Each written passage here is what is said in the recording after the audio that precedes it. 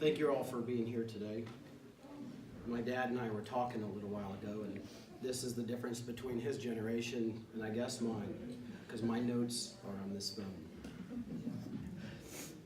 My name is Michael Vaughn, and I'm the eldest grandson of Ralph Reese. The first thing you might notice is that I'm wearing a uniform.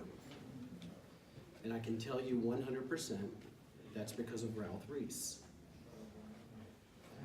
Ralph Reese was the patriarch of our family. To put it in a military strategy kind of way, he was our center of gravity. He wasn't brash. He wasn't loud. He was calm, and he commanded attention. When he walked into a room, people took notice because of who he was and how he presented himself. He loved telling stories, and my dad, his son-in-law, is going to talk about that in a little bit. The thing about Ralph Reese was he was committed to something bigger than himself his entire life.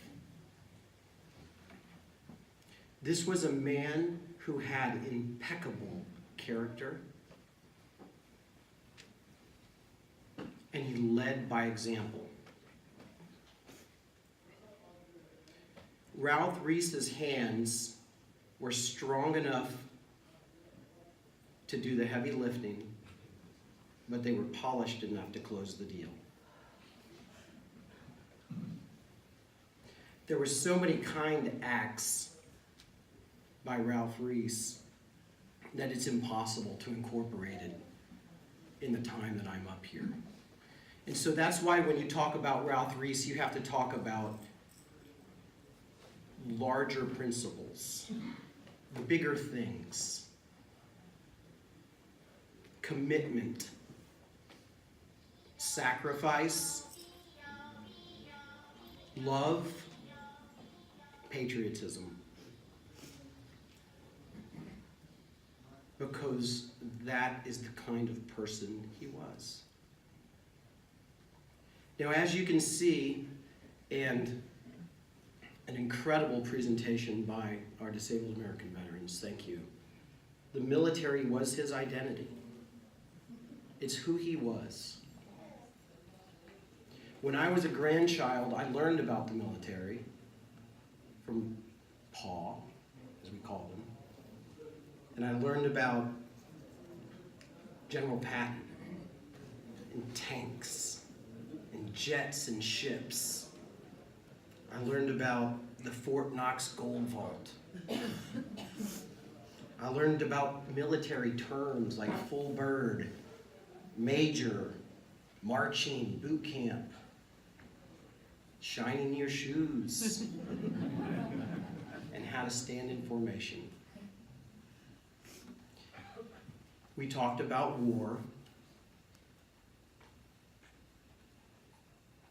and he would tell stories of his service that for a young grandchild and a man of 50 would humble you.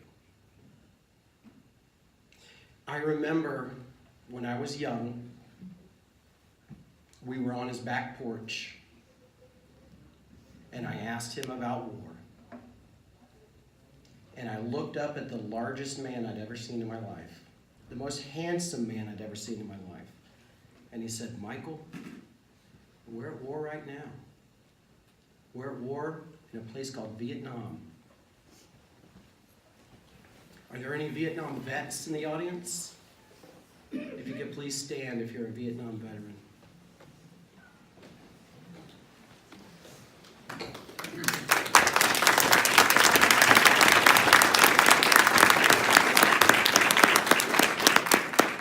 Gentlemen, ladies, my generation has had the support of this country in a way that yours did not.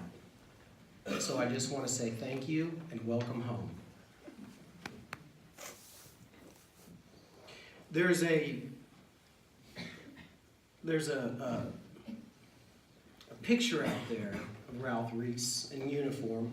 I'm sure you all saw it when you walked in. I remember looking at that, cuddled up with my grandparents when I was a child, looking at the pictures of Ralph, Frankie, who we call Mom and Pa, and I would stare at it for hours.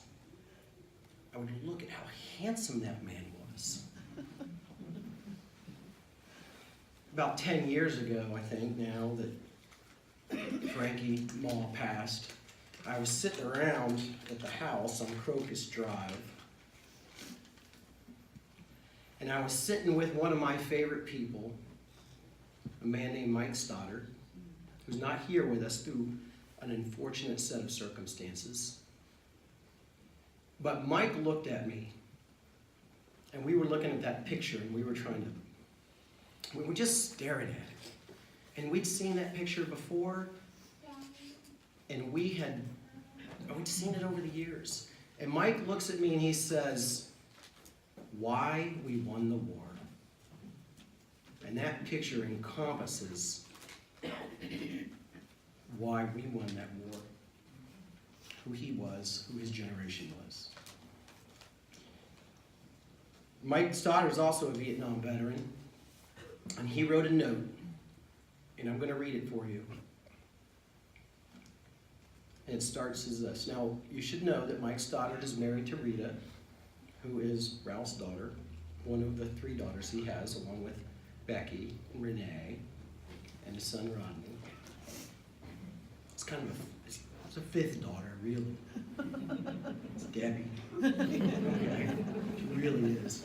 I am sure that when Debbie married into this family, she wasn't sure she was in for the ride she was going to get. But we love her and we thank her for it, for everything she does. Mike Stoddard wrote this note, and it says this. Now keep in mind, Mike Stoddard is Ralph's son-in-law. He starts the note like this. Dad. In 1977, I first met Ralph, Pa Reese, when I went home with Rita to meet her parents. I would come to realize over the next 42 years that he would be the most caring, loving, and genuine person I would ever be fortunate enough to know, to be loved by, and respected as well. His love for his children and his grandchildren never diminished as we went through our lives, cheering on triumphs and helping us through pitfalls. Ever the positive influence through actions as well as words. His unfailing love and confidence in his family has set my own course through this life, and I will forever be grateful for the example he has set for us all. Love unconditionally, treat everyone as equals, and set your sights on heaven. He is in my heart always. That is who Ralph Reese was. When you hear things like they don't make them like that anymore, it's because they really don't. This is a man who gave his life for service bigger than himself. He's part of the greatest generation who literally saved the world from an evil tyrant. And that will never be forgotten. He was in the military and went from enlisted to officer. He was in a plane wreck when he was in the military. And to hear him tell the story about it, you can feel the cold air rushing through you as that plane went down and there was no control.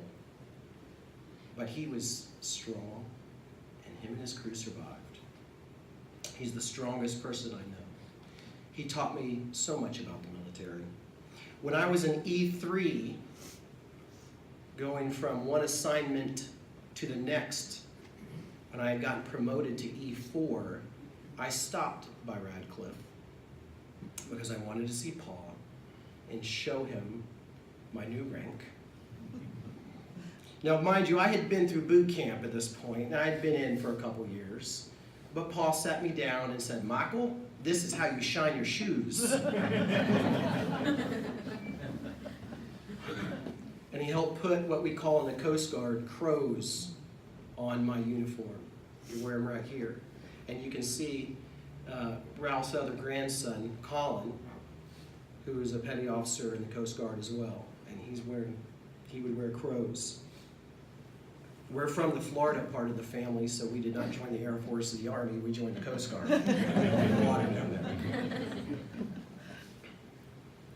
When you're promoted in the military, it's a fun event. It really is. It's exciting. You want to do two things, or I've always wanted to do two things every time I was promoted. I wanted to call my parents, and I wanted to call Paul. Every time I called Ralph, he just loved it. I mean, he loved it, and I just kept saying, "You know, Paul, one day I'm gonna outrank you. I'm gonna outrank you." Now you should know in the Coast Guard, I'm a commander, which is like a lieutenant colonel, and I was recently selected to be a captain. And you know, I got excited.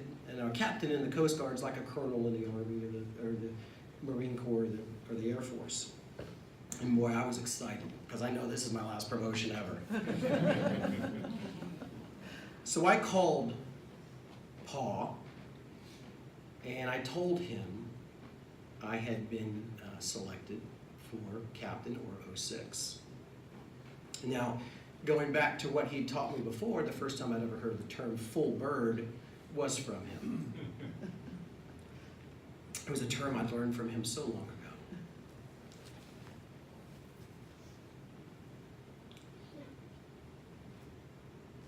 I'm not sure he really understood at that point, because it had been later on in his life.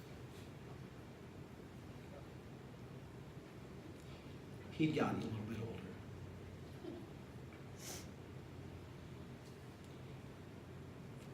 This city, Radcliffe, this state of Kentucky, and this country has lost a patriot. He was a hero. Not just my hero, but all of our heroes. They named a street after him in this town. He lived 50 years on that house on Crocus Drive. I can tell you the address by heart. That house is full of love and memories, and it was due to Ralph and Frankie. He was the strongest man I'd ever met. Survived cancer, not once, multiple times. And he loved his mom. He loved Frankie. And it was the love of a lifetime. Now, Ralph was finally called to heaven. But I have to be honest, I don't think it was by the Lord, I think it was by Mom. I think she just got tired of waiting. Ralph?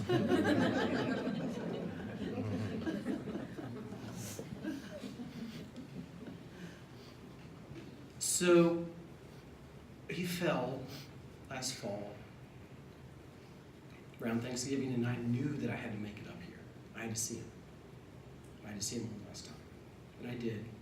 I drove up over Thanksgiving, and I got to go see him in the wonderful, wonderful VA home here in Radcliffe. They treated him with kindness, and they treated him with respect. And I got to see him one last time. And he was older than he'd been. And I got to say goodbye to him. And I remember, it's a true story. I remember when I was leaving, I kind of knew I wanted to see him again. I said, You know, Pa, I want you to know I love you. I was getting ready to leave, and he turns to me and he says, full bird.